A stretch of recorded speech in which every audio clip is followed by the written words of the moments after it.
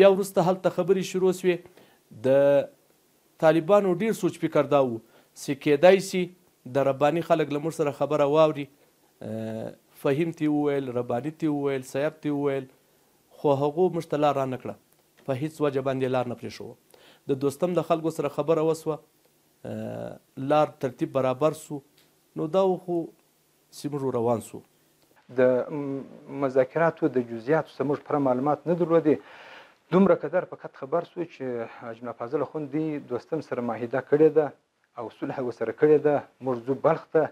په دا وخت کې ملا دجله اخوند په بلخ کې ورسره د 300 مسلح مجاهدینو چې موږ به بلخ ته ځو. د بلخ څخه به بیا ځکه تصمیم نیول کېږي، یو څه کسان به د دوستم یې، نور به د امارت مجاهدین یې مثلا پر هرات باندې راباسي هلمند ته. نو بیا دا سلسله شروع سو چې د دوستم خواته روان سو، د یرګنک خواته. نو سحر وختي له دې ځایه روان سو د یرګنک خواته، چې یرګنک ته ولاړ سو. نو په لار کې دومره شهیدان پراته وو چې حتی زخمیان داسې وو چې نیمۍ نیمۍ به وو، چا به پښې نه وې، د چا به لاسونه نه وو.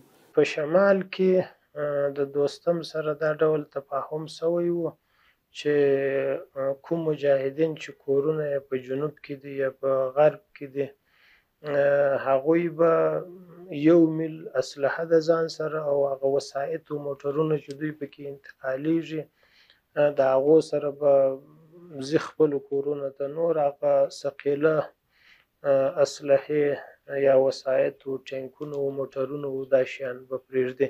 یعنې تفاهم او توافق پر دې باندې سوی و چې هر کس کولی شي خپل د امنیت لپاره 1 میل اسلحه او هغه موټر و وسایط چې دوی پکې سپاره دي او انتقالیږي پکې، هغه د دوی سره وسي.